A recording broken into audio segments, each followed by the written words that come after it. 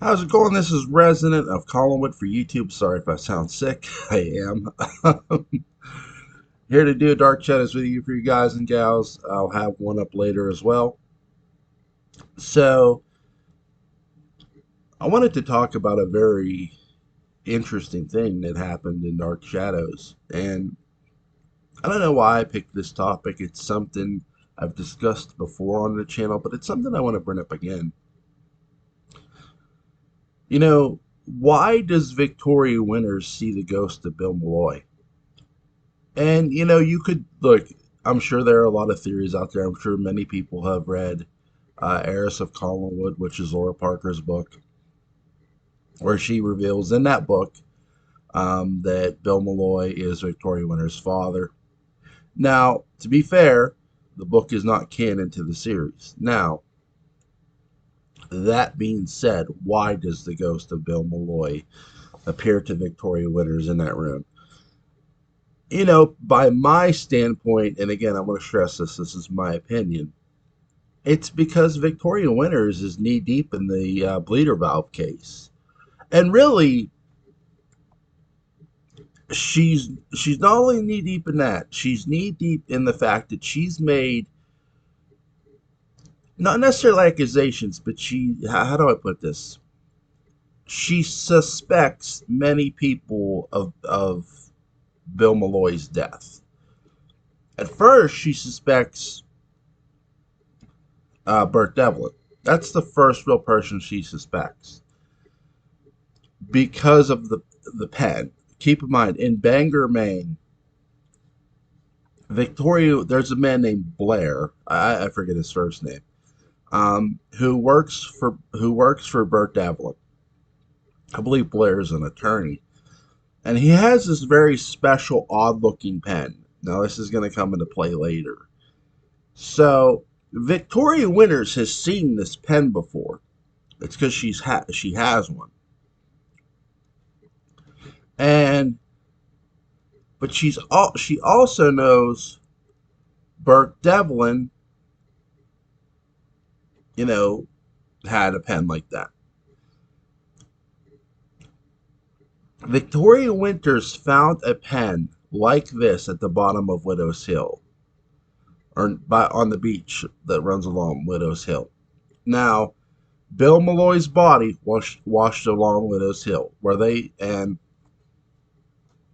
so Victoria Winters is deducting. Well, wait a second. Could this pen have been the murder weapon that killed Bill Malloy?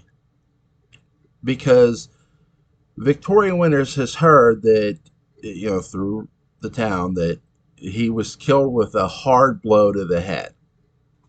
So the pen's made of solid gold, or at least it's supposed to be, I believe. So she deducts it. Well, wait a minute.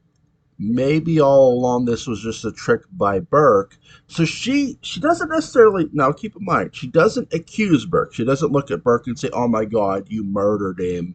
No, she starts to have doubts in her mind about him because he offers her a ride back in town. "Oh, no, no, I'm just going to stay here." He's like, "Okay." He just finds it weird, but he goes, "Okay."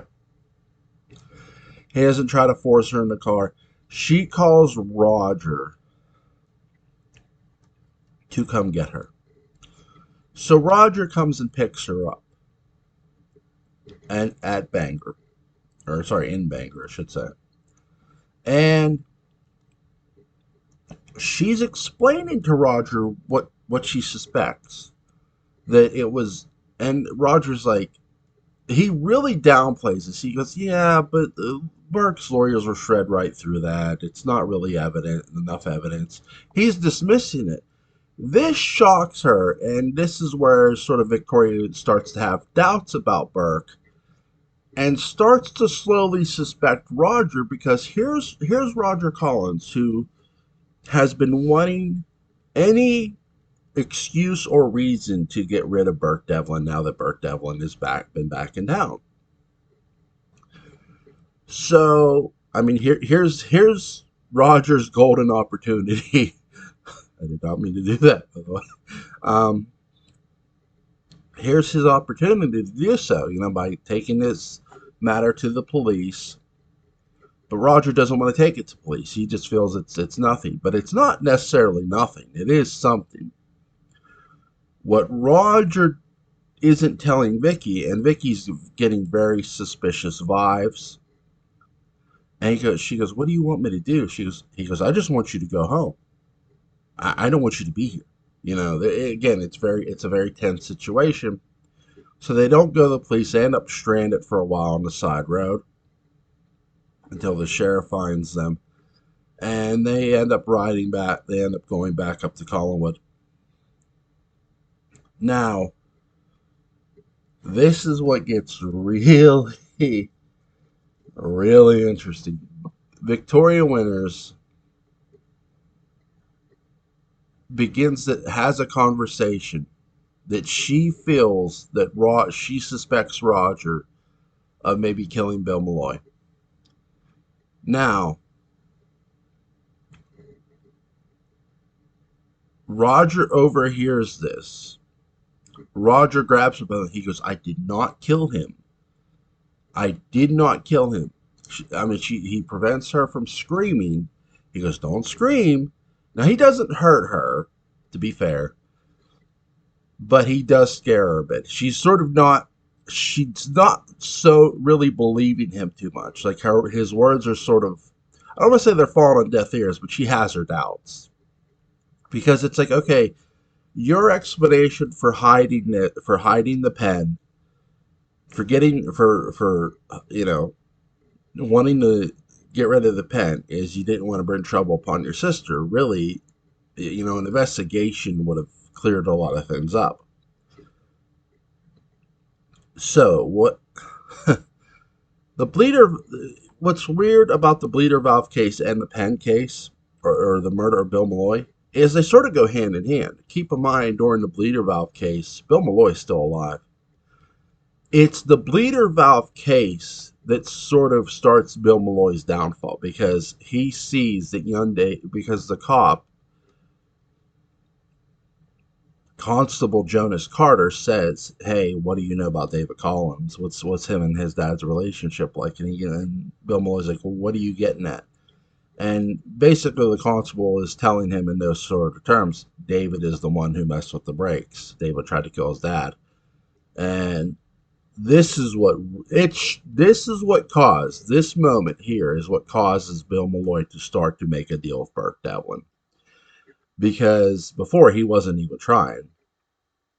He wants to save David's soul and keep it intact. So if he to Bill Maloy, hey, if I can get Roger out of the picture, because he's nothing but an ass to David, and David continues to work with that young girl who seems to want to help David, then all the better. And this here is what is in Victoria Winter's mind when she starts to suspect Roger. Now, she doesn't say that, but you can sort of tell she knows the story. She knows that, Burke and Bill were meeting. She's been told this, and now she believes it, and believes that, Bill Maloy offered Roger on a silver platter. Now, where does that leave Sam Evans? It just leaves Sam Evans right where he has always been, a man who witnessed something and blamed it on Burke Devlin instead of blaming it on Roger Collins, or testified against him, at least in court. But the reason Victoria Winters sees Bill Maloy's ghost is because she is involved in every way in looking into, and she ends up being involved in looking into Bill Maloy's death. She finds the pen, that was given to Carolyn. She, then she sees Blair, Burke's partner, Burke's attorney, if you will, sorry, have the pen. So she starts to think, oh my God, he's been conning us this whole time. He's been conning the family the whole time just to get close to them and kill them. Then when she tells Roger, no. So this moment causes her to suspect Roger, but then Roger confessing to her, okay, yeah, I had that pen, but I did not kill him. I just got rid of the pen. I just lost it. And that's what he says. Now she doesn't really believe him. Now Burke, being Burke, he's convinced Sheriff George Patterson at this point, because they've replaced Constable Carter, Sheriff George Patterson. George Patterson, who was played by Dana Elker for a while, begins to hear Burke out. He tells Burke, "I never closed the case. I just told people I closed the case so they'd open their mouths a little more." And this is actually a great plan by George Patterson. Again, Dana Elker doesn't get enough credit for that, and the writers too. Again, great job. Dark Shadows always made their characters credible. So they witness they they don't witness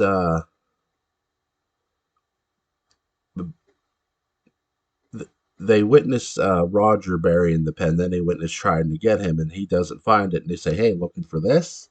And now they book him. The sheriff books him like, "Okay, you're trying to get rid of it." Basically, in the sheriff's mind, hey, you're trying to destroy evidence or what could be evidence, and that's enough to book him. And eventually, Victoria Winters is going to get locked up in a closet by David because she accused David of trying to murder his father, which Victoria was right. Sorry, Elizabeth. Um, so why does the ghost of Bill Malloy appear to her? Because in every way, shape, and form, up until that point, she's been sort of in the middle of it all, not necessarily to a direct degree, but to an indirect degree. She accidentally found the pen that was given to Carolyn by Burke. This starts again. Everything in Dark Shadows starts a chain of events. Okay, the bleeder valve case and it being David and the Constable Jonas Carter finding out it was David causes a chain of events by Bill Malloy to make a deal with Burke Devlin and to start interrogating Sam and causing Sam to drink. And this ultimately causes Bill Malloy's untimely death. Well, Bill Malloy's death sets off another chain of events involving Mrs. Johnson, involving Victoria Winters, involving Burke Devlin, because it already involved Burke Devlin. So when Victoria Winters sees the ghost of Bill Malloy, I don't think he's appearing to her because that's her dad. I think he's appearing to her as he does tell her, he goes, "Leave here, you'll die too." Because maybe he just feels sorry for this girl who's sort of caught in the middle of it all. And really, she has been ever since she's came to Collinsport. If Bill Malloy is somebody who had a very clear conscience, a lot like Joe Haskell. See, I could have seen this happen to Joe Haskell as well. Because again, both characters have a high morale, or moral compass, I should say. Apology for the jumbling of words. But to me, the reason Bill Malloy's ghost appears to her is because, again, she has been knee deep in. Okay, she thought it was Burke. Well, now she thinks it's Roger, and the attorney's involved. He's like, Roger is released, and again, Vicky says, "What do you want me to do?" "I just want you to go home." Roger knows he didn't kill Bill Malloy, but he's sort of starting to wonder, okay, if I didn't kill him, who did? Who would have had the motive to kill Bill? So there's that too. And this is what sort of starts to cause another domino effect in Matthew Morgan.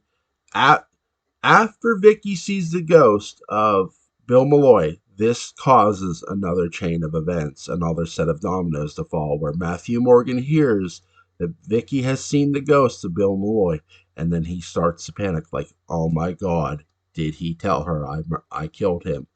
And now Matthew Morgan may have to try to kill Victoria Winters. And then there's that. So I hope you guys enjoyed this Dark Shadows video today on this beautiful, beautiful Friday morning.